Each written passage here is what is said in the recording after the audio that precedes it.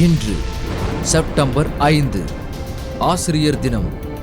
1799 வெள்ளையரை எதிர்த்து பாஞ்சாலங்குறிச்சியில் போர் நடந்த தினம் இன்று. 1857 சென்னையில் சென்னை பல்கலைக்கழகம் தொடங்கப்பட்டது. 1888 ஆக்ஸ்போர்டு பல்கலைக்கழகத்தில் தத்துவ பேராசிரியராக நியமிக்கப்பட்ட முதல் இந்தியர் என்ற பெருமை பெற்ற டாக்டர் ராதாகிருஷ்ணன் இன்று பிறந்தார்.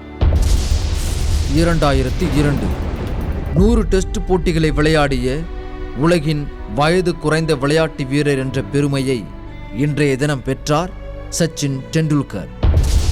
1997 கருணை மழை என்றும் 20ஆம் நூற்றாண்டின் தேவதை என்றும் வருணிக்கப்பட்ட அன்னை தெரசா மறைந்த தினம் இன்று.